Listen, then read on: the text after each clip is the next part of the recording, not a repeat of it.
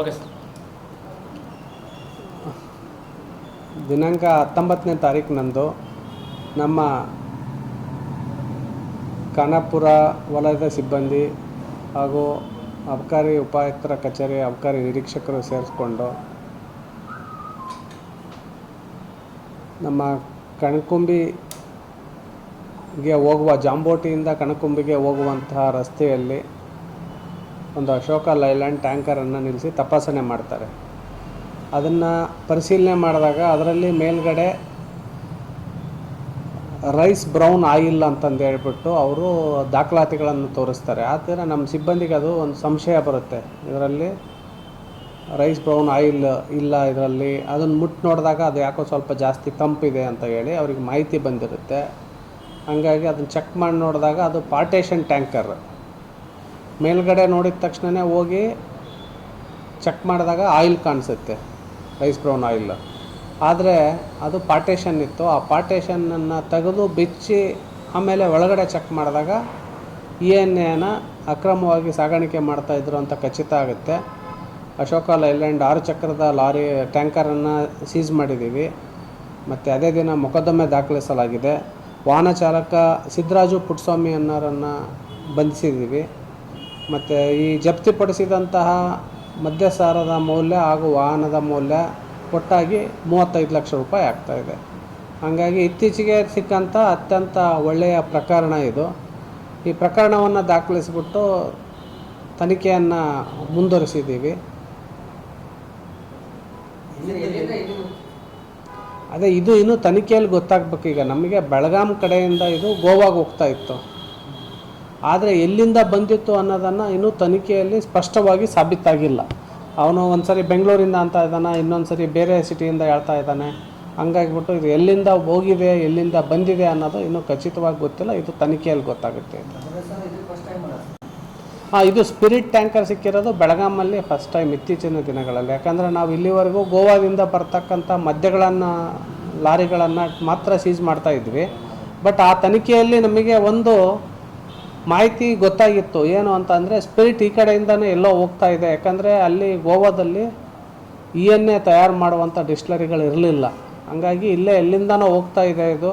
ನಮಗೆ ಗೋವಾಕ್ಕೆ ಬಾರ್ಡ್ರ್ ಬರೋದು ಕರ್ನಾಟಕ ಮತ್ತು ಮಹಾರಾಷ್ಟ್ರ. ಹಂಗಾಗಿ ನಾವು ಇಲ್ಲಿಂದ ಸಹ ನಮ್ಮ ಸಿಬ್ಬಂದಿ ಅದ್ರ ಮೇಲೆ ನಿಗಾ ಇಟ್ಟಿದ್ದರು. ಈ ಕಡೆಯಿಂದ ಹೋಗುವಂತಹ ವಾಹನಗಳ ಮೇಲೆ ನಿಗಾ ಇಟ್ಟಿದ್ದರು. ಅವರ ಒಂದು ಚಾಣಾಕ್ಷತನದಿಂದ ಇದನ್ನು ಪತ್ತೆ ಹಚ್ಚಿದ್ದಾರೆ. ಇಲ್ಲ, ಇದರಲ್ಲಿ ಡೇಂಜರ್ ಏನಿಲ್ಲ. ಇದು ಏನು ಮದ್ಯ ತಯಾರಿಕೆಗಾಗಿ ಬಳಸಿರುವಂತಹ ಇದು ENA. ಹಾಗಾಗಿ ಈ ಸ್ಪಿರಿಟಿಂದ ಮಾನವನಿಗೆ ಏನು ಇಲ್ಲ ಇಲ್ಲ ಇಲ್ಲ ಇದು ಕಳ್ಬಟ್ಟಿ ಸರಾಯಿನೇ ಬೇರೆ ಮತ್ತು ಇದೇ ಬೇರೆ. ಕಳ್ಬಟ್ಟಿ ಸರಾಯಿ ಅಂತ ಅಂದರೆ ಅದು ಅವರೇ ತಯಾರು ಮಾಡೋದು ಗ್ರಾಮಗಳಲ್ಲಿ. ಬಟ್ ಅದಕ್ಕೂ ಇದಕ್ಕೂ ಯಾವ ಸಂಬಂಧನೂ ಇಲ್ಲ. ಇದು ಡಿಸ್ಟಿಲರಿಯಲ್ಲಿ ತಯಾರಾಗಿರುವಂತಹ ಸ್ಪಿರಿಟ್. ಇದು 14,000 ಲೀಟ್ರು ಸ್ಪಿರಿಟನ್ನು ಸೀಸ್ ಮಾಡಿದ್ದೀವಿ. ಅತ್ಯಂತ ದೊಡ್ಡ ಪ್ರಮಾಣದ ಕೇಸ್ ಇದು. ಇತ್ತೀಚಿನ ದಿನಗಳಲ್ಲಿ ಇಂಥ ದೊಡ್ಡ ಪ್ರಮಾಣದ ಕೇಸು ನಮಗೆ ದೊರೆತಿರಲಿಲ್ಲ. ಇದು ಒಂದು ಅತ್ಯುತ್ತಮವಾದ ಪ್ರಕರಣ. ಹಂಗಾಗಿಬಿಟ್ಟು ನಮ್ಮ ಸಿಬ್ಬಂದಿಗಳನ್ನು ಅಭಿನಂದಿಸಿಬಿಟ್ಟು ಅವರಿಗೆ ಪ್ರಶಂಸನೀಯ ಪತ್ರವನ್ನು ಸಹ ನೀಡ್ತೀನಿ ಅಂತ ಹೇಳ್ತೀನಿ ಅವರಿಗೆ. ಯಾವ ರೀತಿ ಮಾಡಿರಿ ಸರ್ ಪಾರ್ಟಿಷನ್? ಒಂದು ಅಂದರೆ ಇತ್ತೀಚೆಗೆ ಪುಷ್ಪ ಪಿಕ್ಚರ್ದಲ್ಲಿ ಅದೇ ಥರ ಇತ್ತು. ಹೌದೌದು, ಇದು ಅದಕ್ಕಿಂತ ಹೆಚ್ಚಾಗಿದೆ. ಇದು ಯಾವ ಥರ ಪಾರ್ಟಿಷನ್ ಇದೆ ಅಂದರೆ ದೊಡ್ಡ ಟ್ಯಾಂಕರ್ ಇದೆ. ದೊಡ್ಡ ಟ್ಯಾಂಕರ್ ಒಳಗಡೆ ಒಂದು ಸ್ಮಾಲ್ ಪಾರ್ಟಿಷನ್ ಮಾಡಿದ್ದಾರೆ. ಅದರಲ್ಲಿ ಹೋದರೆ ನಾವು ಏನಾದರೂ ಬಿಚ್ಚಿ ನೋಡಿದ ತಕ್ಷಣ ನಾವು ಮೇಲ್ಗಡೆ ಟ್ಯಾಂಕರ್ ಮೇಲೆ ನಿಂತ್ಕೊಂಡು ನೋಡಿದರೆ ಅದರಲ್ಲಿ ಆಯಿಲ್ ಕಾಣಿಸುತ್ತೆ. ನಮಗೆ ನ್ಯಾಚುರಲಿ ಆಯಿಲ್ ಇದೆ ಬಿಟ್ಬಿಡಿ ಅಂತಲೇ ಹೇಳ್ತೀವಿ ಎಲ್ಲರಿಗೂ ನೋಡಿದ ತಕ್ಷಣ. ನಮ್ಮರಿಗೂ ಸಹ ಕನ್ಫ್ಯೂಷನ್ ಇತ್ತು, ಇವ್ರು ಆಯಿಲ್ ಟ್ಯಾಂಕರ್ನ ಹಿಡ್ಕೊಂಬಿಟ್ಟು ತೊಂದರೆ ಕೊಡ್ತಾ ಇದ್ದಾರೆ ಏನೋ ಅನ್ನೋ ಥರದಲ್ಲಿ. ಆಮೇಲೆ ನೋಡಿದ್ವಿ, ನಮ್ಮಲ್ಲಿ ಸ್ಟಾಫ್ ಹೇಳಿದ್ರು ಕೆಲವರು, ಇಲ್ಲ ಸರ್ ಇದ್ರ ಮೇಲೆ ಇನ್ನೂ ಡೌಟ್ ಇದೆ ಅಂತ. ಹಂಗಾಗಿ ಇಮಿಡಿಯೇಟಾಗಿ ಮತ್ತೆ ಎಲ್ಲ ಸಿಬ್ಬಂದಿ ಸೇರಿಕೊಂಡು ಪ್ರಾಪರಾಗಿ ಚೆಕ್ ಮಾಡಿದಾಗ ಅದು ಸ್ಪಿರಿಟ್ ಇದೆ ಅನ್ನೋದು ಕಂಡು ಬಂದಿದೆ. ಎಲ್ಲೋ ಒಂದು ಕಡೆ ಅದು ಪಿಕ್ಚರ್ ಟಚ್ ಕೊಟ್ಟಿದ್ದಾರೆ. ಹೌದೌದು, ನಿಜ, ಖಂಡಿತ. ಇದು ಪುಷ್ಪದಲ್ಲಿ ನೋಡಿಬಿಟ್ಟು ಇದನ್ನೇನು ಮಾಡಿದಾರೋ ಅಥವಾ ಮಾಡ್ತಾ ಇದ್ದಾರೋ ಅನ್ನೋಂಥ ಸಂಶಯ ಬರುತ್ತೆ ಇದು. ಹಂಗಾಗಿ ಅದು ನಿಜ ಇದ್ದರೂ ಇರ್ಬೋದು. ಏನು ಅದನ್ನು ನೋಡಿ ಇವ್ರು ಮಾಡಿದಾರೋ ಅಥವಾ ಇದನ್ನು ನೋಡ್ಬಿಟ್ಟು ಅವ್ರು ಫಿಲಮ್ ಮಾಡಿದಾರೋ ಗೊತ್ತಿಲ್ಲ. ಇದು ಒಂಥರ ಸಿನಿಮೀಯ ರೀತಿಯಲ್ಲಿದೆ ಇದು ಪ್ರಕರಣ. ಅತ್ಯಂತ ಒಳ್ಳೆಯ ಪ್ರಕರಣ ಇದು. ಇದು ಏನಿಲ್ಲ, ನಮ್ಮಲ್ಲೇನು ಅಂತಂದರೆ ಯಾವಾಗಲೂ ಗೋವಾದಿಂದ ಏನು ನಾವು ಲಿಕ್ಕರ್ ಬರೋ ಅಂಥ ಲಾರಿಗಳನ್ನ ಸೀಸ್ ಮಾಡ್ತಾ ಇದ್ವಿ. ಅದರಲ್ಲಿ ಒಂದು ಡೌಟ್ ಬರ್ತಾ ಇತ್ತು ನಮಗೆ, ಇದಕ್ಕೆ ರಾ ಮೆಟೀರಿಯಲ್ ಎಲ್ಲಿಂದ ಬರುತ್ತೆ ಗೋವಾಗೆ ಅಂತ. ಅವಾಗಿಂದನೂ ಚೆಕ್ ಮಾಡ್ತಾನೆ ಇದ್ದರು, ರೋಡ್ ವಾಚ್ ಮಾಡ್ತಾನೆ ಇದ್ದರು, ಚೆಕ್ ಪೋಸ್ಟಲ್ಲಿ ಚೆಕ್ ಮಾಡ್ತಾಯಿದ್ರು.